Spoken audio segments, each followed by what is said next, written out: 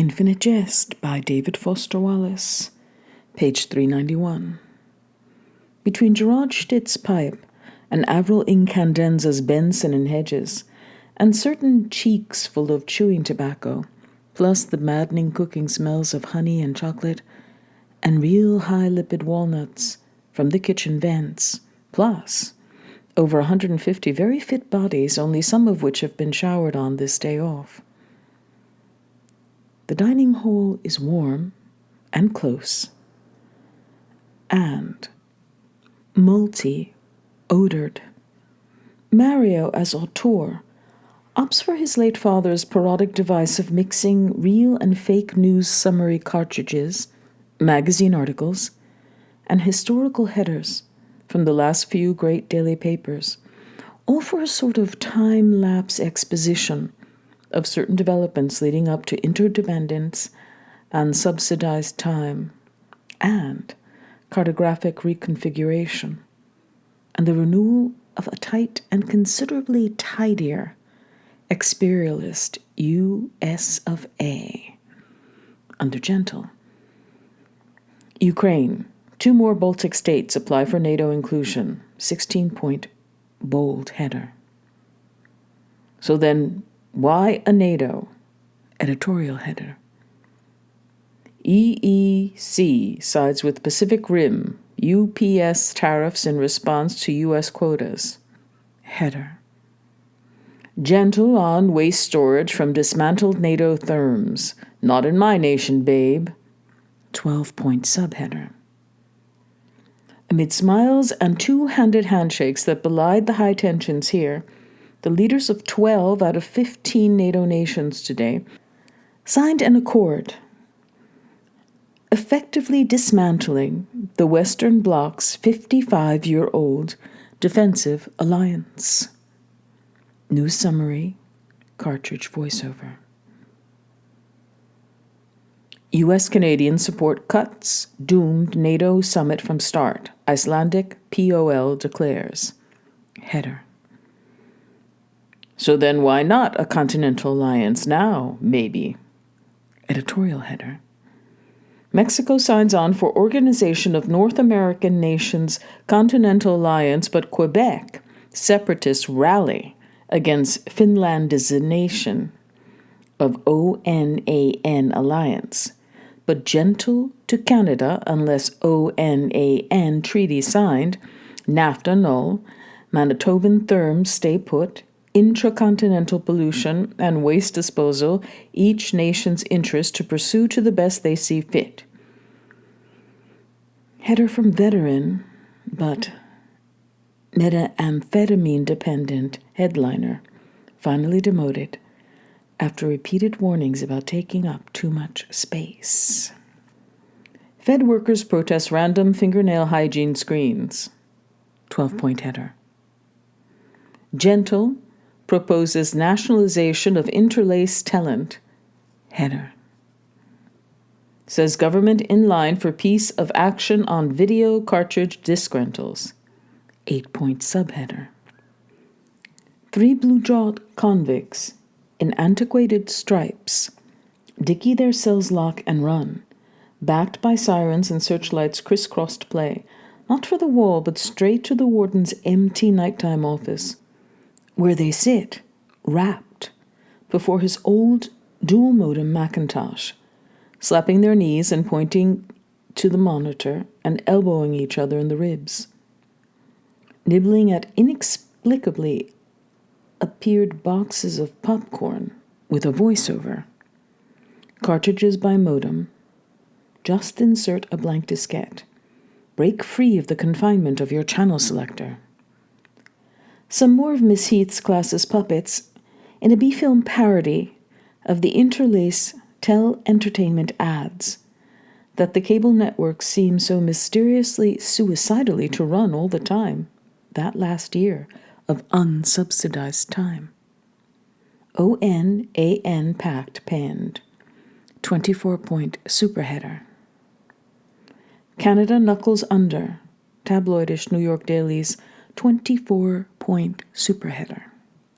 Acid rain, landfills, barges, fusion tech, Manitoban therms were big sticks. Chrétien admits. 16-point header. Short-haired men in shiny trucks are not dismantling Manitoban therms, but instead moving them just over border into Turtle Mountain Indian Reservation. Horrified North Dakota governor charges. 12-point subheader. From demoted headliner already in Dutchtown in the subheader department.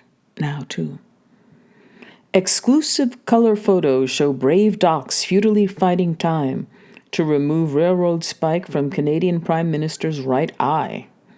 Tabloidish New York dailies, 16-point header. President's office is a anally retentive horror show, says this just retired White House custodian.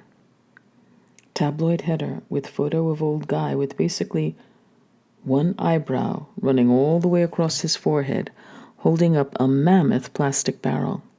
He claims held just 1 day's haul of dental stimulators, alcohol-soaked cotton puffs, GI X-ray grade colonic purgative bottles, epidermal ash, surgical masks and gloves, Q-tips, Kleenex, and homeopathic Puritis cream containers. U.S. OUS Chieftain. Charges of an Oval Office littered with Kleenex and floss and a clear case of dirty tricks. Respectable daily header. Overloaded waste barges collide, capsize off Gloucester.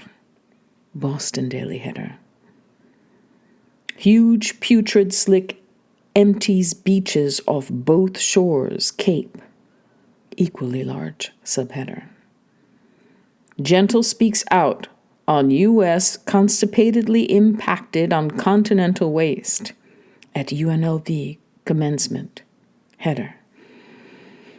Ad Council report, Boston's Viney and Veals agencies' liposuction and tongue stick campaigns not to blame for ABC HQ bomb threats. Advertising age header. The governors of Maine, Vermont, and New Hampshire today reacted strongly to President Gentle's establishment of a blue ribbon panel of waste experts to investigate the feasibility of mass landfill and conversion sites in northern New England. Respectable New York dailies lead graph. We are not this continent's sigmoid cologne, Gentle warns ONAN joint session. Header. Bethesda, Maryland stricken president confined for hygienic stress following incoherent ONAN address. Header. Holography makes ultra-toxic fusion gambit safe for workers. Community DOE rep assures methone PTA. Boston Daily header. Gentle, out of Bethesda Naval Hospital confinement to address U.S. Congress on reconfigurative options for tight, tidier national era. Header. All these twirling journalistically out from a black acetate, one of O. Steese's old Fila warm-up top. Background in vintagely elusive old black and white film style, with a sonic background of that sad, sappy Italianate stuff Scorsese had loved for his own montages, with the headlines lap dissolving into transverse angled shots of a modest, green mask Gentle, accepting tight-lipped handshakes from Mexican and Canadian officials in an agreement to make the U.S. president the first chair of the Organization of North American Nations, with Mexican Presidente and newly heavily guarded Canadian PM to be co-vice chairs.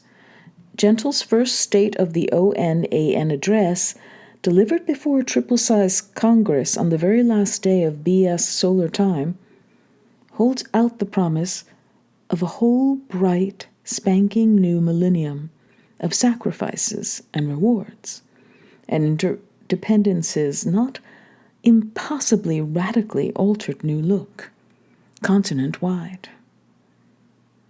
Do not underestimate objects. Lyle says he finds it impossible to overstress this. Do not underestimate objects. Partridge K.S.'s Servant Valley prodigy ortho, The Darkness Steece, 16A's very top man, whose sauna fresh torso gleams the same color as the moonlight off the Ida Waite's medal, is being driven right to the edge by the fact that he goes to sleep with his bed against one wall and then, wakes up with his bed against a whole nother wall. Steece already had a whole series of beefs with roommate Kyle D. Coyle because he figured clearly Coyle was moving Steece's bed around in Steece's sleep. But then Coyle got put in the infirmary with a suspicious discharge, and he's been out of the room for the last 2 nights, Coyle. And here Steece is, still waking up with his bed against a different wall. So then he thought like Axford or Struck was dickeying his door with a meal card and sneaking in really late and messing with Steece's bed out of obscure motives. But last night, Steece jammed the chair up against his door and piled empty tennis ball cans on the chair to make a racket, if there was any dickeying, and lined up still more cans on the sills of 3 windows just to cover all bases. So the reason he's here in this AM, he wakes up with his bed moved over against the chair by the door at an angle he didn't care for one bit, and with all the ball cans arranged in a neat pyramid in the dusty rectangle where his bed was supposedly to normally be. Ortho Steece can think of only 3 possible explanations for what was going on, and he presented them to an attentive, cheek-sucking Lyle in ascending order of grimness. 1 is that Steece is telekinetic, but only in his sleep. 2 is that somebody else at ETA is telekinetic and has it in for Steece and wants to drive him batsoid for some reason. 3 is that Steece is like getting up in his sleep and rearranging the room without knowing it or remembering it, which means he's a severe fucking somnambulist. Which means Lord only knows what all else he could get up and wander around and do in his sleep. He's got promise, the staff say. He's got quite a legit shot at the show when he graduates, which he does not want to mess up with any sort of telekinetic or somnambulistical shenanigans. Steece offers up the planes of his torso and forehead. He wears one of his own personal towels, a black one. He is slim but wiry and beautifully muscled, and sweats freely and well. He says he knows too well. He'd neglected Lyle's advice about the pull-down station 2 years ago and regrets it. He wholeheartedly apologizes for the time last spring he got Struck and Axford to distract Lyle and then crazy-glued Lyle's left buttocks, spandex, to the wooden top of the towel dispenser. Steece says he realizes he's the last guy with any right to come up to Lyle, cap in hand, after all the cracks about the diet and hairstyle and all, but here he is, cap in hand, or rather, callet in hand, offering up his sonnered planes, asking for Lyle's input. Lyle waves bygones away like a gnat you barely look at. He is completely engaged. The lightning now, far off out over the Atlantic, treats him like a weak strobe. Do not underestimate objects, he advises Steece. Do not leave objects out of account. The world, after all, which is radically old, is made up mostly of objects. Lyle leans in, waves Steece up even closer, and consents to tell Steece the story of this one man he once knew of.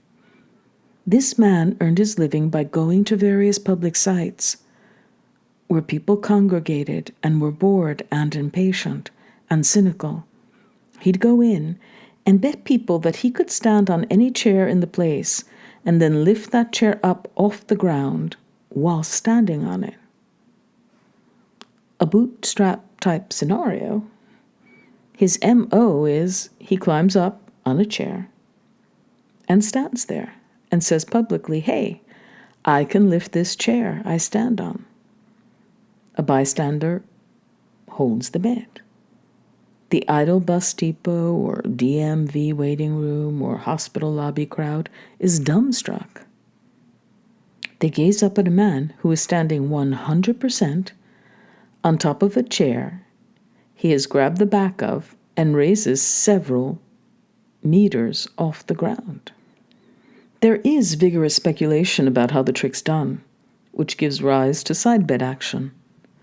A devoutly religious experimental oncologist dying of his own inoperable colorectal neoplastis moans, "Why, oh why, Lord, do you give this man this idiotic Picayune power, and I no power over my own ravening colorectal cells?" There are numerous silent variations on this sort of meditation in the crowd. The bet won, the money finally forked over and handed up to him. The man Lyle says he once knew of now jumps back down to the floor, incidental change spraying from his pockets on impact, straightens his tie, and walks off, leaving behind a dumbfounded crowd, still staring up at an object he had not underestimated. Like most young people genetically hardwired for a secret drug problem, Hal Encandenza also has severe compulsion issues around nicotine and sugar. Because smoking will simply kill you during drills, only Bridget Boone, a steroidic girl 16 named Carol Spodek, and one or two of the other Vaught twins are masochistic enough to do it, though Teddy Schott has been known to enjoy the occasional panatella.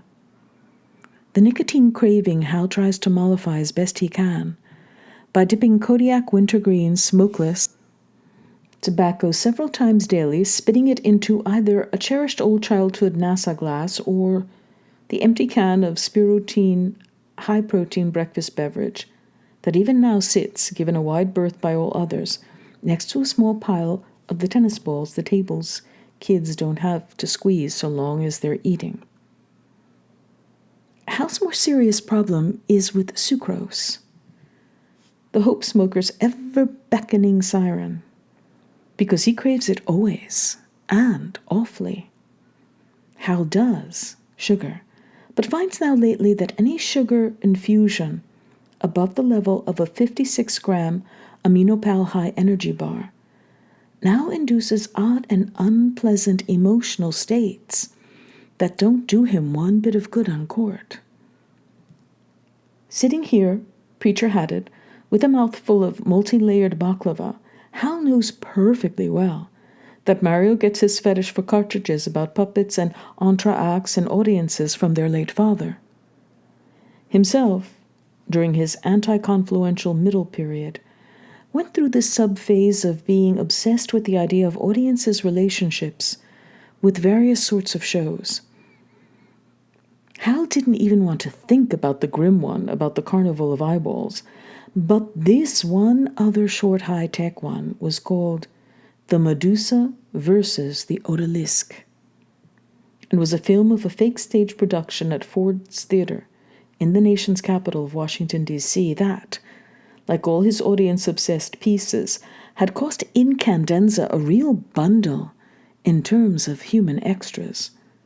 The extras in this one are a well-dressed audience of guys in mutton chops and ladies with paper fans who fill the place from first row to the rear of the balcony's boxes. And they're watching an incredibly violent little involuted playlet called The Medusa versus the Odalisque. The relatively plotless plot of which is just that the mythic Medusa, snake-haired and armed with a sword and well-polished shield, is fighting to the death or petrification against l'Odalisque de Centaurus, a character out of old Quebecois mythology who was supposedly so inhumanly gorgeous that anyone who looked at her turned instantly into a human-sized precious gem from admiration. A pretty natural foil for the Medusa, obviously. The Odalisque has only a nail file instead of a sword. But also has a well-shielded handheld mirror. And she and the Medusa are basically rumbling for like 20 minutes, leaping around the ornate stage, trying to demap each other with blades and or deanimate each other with their respective reflectors, which each leaps around, trying to position just right so that the other gets a glimpse of its own full frontal reflection and gets instantly petrified or gemified or whatever. In the cartridge, it's pretty clear from their milky pixel translucence and insubstantiality that they're holograms, but it's not clear what they're supposed to be on the level of the playlet, whether the audience is supposed to not see them as ghosts or wraiths or real mythic entities or what. But it's a ballsy fight scene up there on the stage, having been intricately choreographed by an Oriental guy himself rented from some commercial studio and put up in the HMH, who ate like a bird and smiled very politely all the time and didn't even say a word to anybody, it seemed, except Avril, to whom the Oriental choreographer had cottoned right off. Balletic and full of compelling little corner rings and near misses and reversals, and the theater's audience is rapt and clearly entertained to the gills because they keep spontaneously applauding, as much maybe for the film's choreography as anything else, which would make it more like spontaneously meta applauding. House supposes.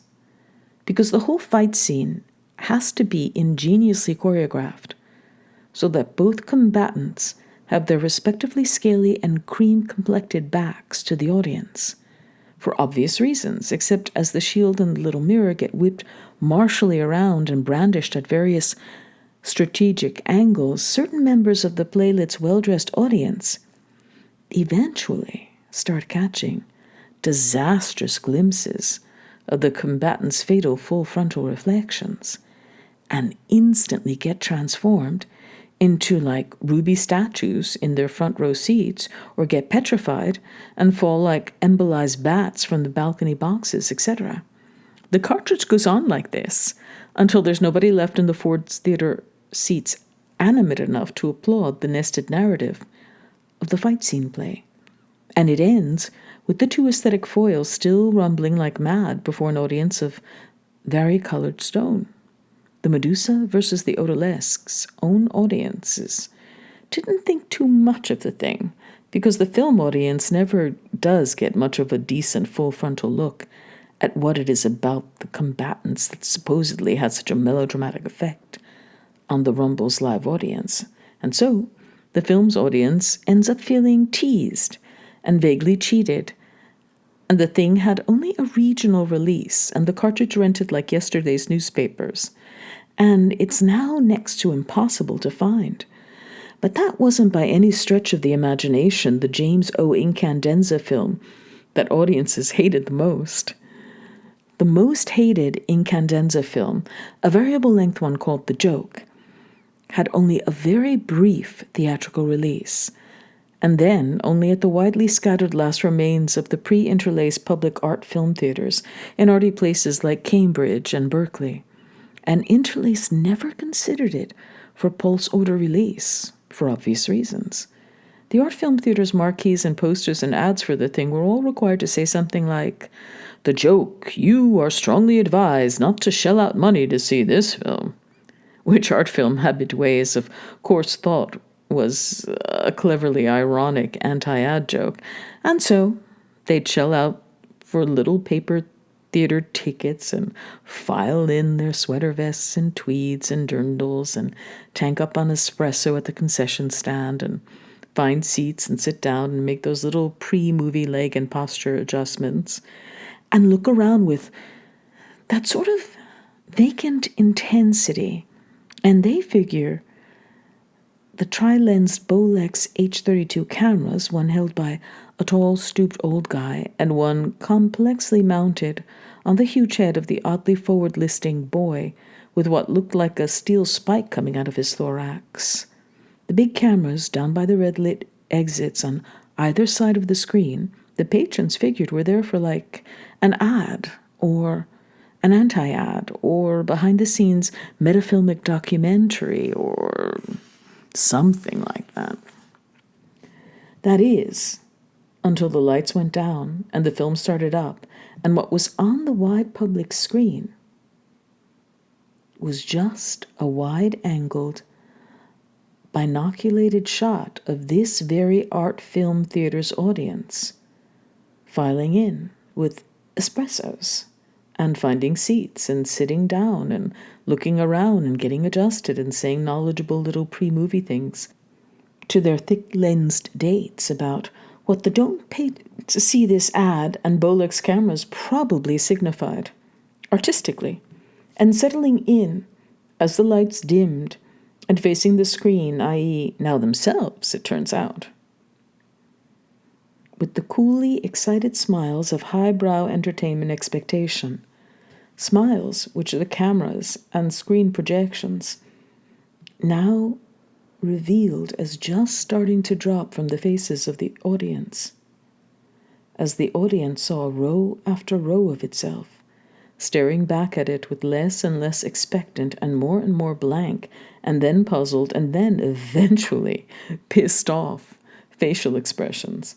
The joke's total running time was just exactly as long as there was even one cross-legged patron left in the theater to watch his own huge projected image gazing back down at him with the special distaste of a disgusted and ripped-off feeling art film patron, which ended up being more than maybe 20 minutes only, when there were critics or film academics in the seats who studying themselves, taking notes with endless fascination, and finally left only when the espresso finally impelled them to the loo, at which point himself and Mario would have to frantically pack up the cameras and lens cases and coaxials and run and totter like hell to catch the next cross-country flight from Cambridge to Berkeley or Berkeley to Cambridge, since they obviously had to be there all set up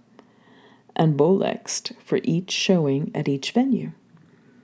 Mario said Lyle had said Incandenza had confessed that he'd loved the fact that the joke was so publicly static and simple-minded and dumb, and that those rare critics who defended the film by arguing at convolved length that the simple-minded stasis was precisely the film's aesthetic thesis were dead wrong, as usual. It's still unclear whether it was the eyeball and sideshow thing, or the Medusa versus, or the joke that had metamorphosized into their late father's later involvement with the hostily anti-real genre of found drama, which was probably the historical zenith of self-consciously dumb stasis, but which audiences never actually even got to hate, for a priori reasons.